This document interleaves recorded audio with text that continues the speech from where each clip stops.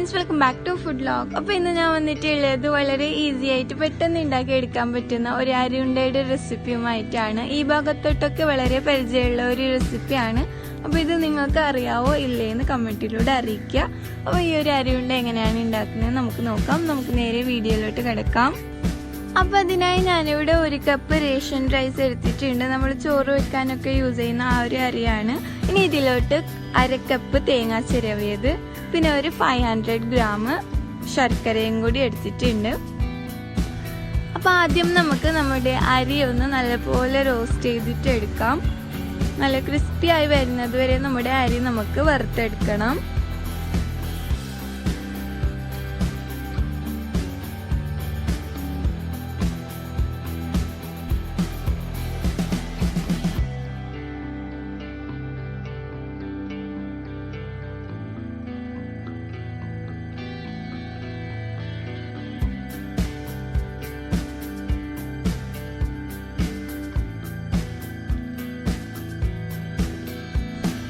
അപ്പോൾ അരി ഒന്ന് ഏകദേശം റോസ്റ്റായി വരുമ്പോഴേക്കും മറ്റേ അടുപ്പത്ത് നമ്മുടെ ശർക്കര മെൽട്ടാവാൻ വേണ്ടിയിട്ട് വെക്കാം.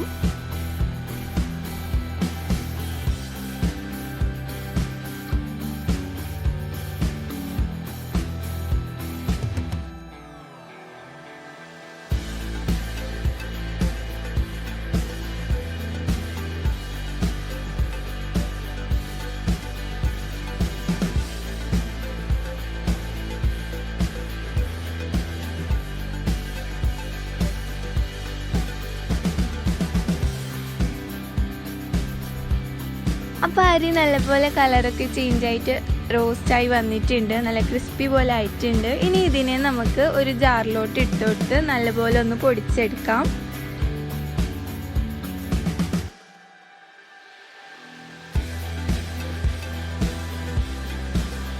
അപ്പോൾ അരി ഒന്ന് പൊടിച്ചെടുക്കുന്ന സമയത്ത് ഇതിലോട്ട് 1 ടീസ്പൂൺ ഏലക്കയും കൂടി ആഡ് ചെയ്ത് കൊടുക്കുക. ഇതില്ലാന്നുണ്ടെങ്കിൽ സ്കിപ്പ് ചെയ്യാവുന്നതാണ്.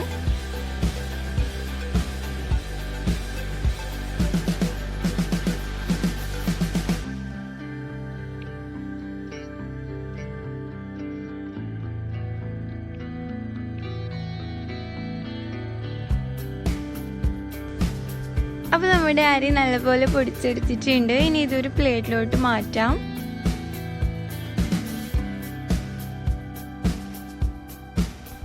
അടുത്തതായിട്ട് നമ്മൾ മെൽറ്റ് ചെയ്തെടുത്തിട്ടുള്ള ശർക്കരയിലോട്ട് എടുത്തു വെച്ചിട്ടുള്ള 1/2 കപ്പ് തേങ്ങ ചിരവിയതും കൂടി ആഡ് ചെയ്തിട്ട് നല്ലപോലെ ഒന്ന് മിക്സ് ചെയ്ത് കൊടുക്കുക. അപ്പോൾ ഇത് അടുപ്പത്ത് വെച്ച് തന്നെ വേണം മിക്സ് ചെയ്ത് കൊടുക്കാൻ വേണ്ടിയിട്ട്. ഇനി ഇതിലോട്ട് നമ്മൾ പൊടിച്ചെടുത്തിട്ടുള്ള അരിയും കൂടി ആഡ് ചെയ്ത് കൊടുക്കാം.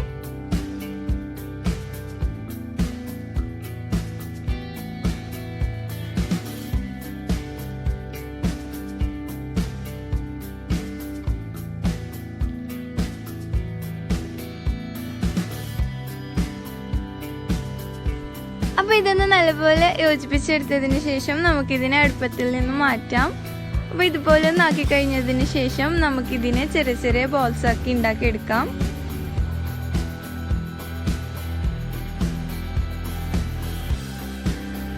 അപ്പോൾ ഇത്രയേ ഉള്ളൂ നമ്മളുടെ ഈസി ആൻഡ് ടേസ്റ്റി ആയിട്ടുള്ള എല്ലാവർക്കും പ്രിയപ്പെട്ട അരിയുണ്ട ഇവിടെ റെഡിയാണ്.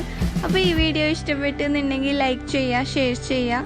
എന്തെങ്കിലും ഡൗട്ട്സോ സജഷനോ ഉണ്ടെങ്കിൽ കമൻറ്റിലൂടെ അറിയിക്കാം. വീണ്ടും ഒരു കിഡിലൻ വീഡിയോയുമായി വരുന്നത് വരെ ബൈ ബൈ.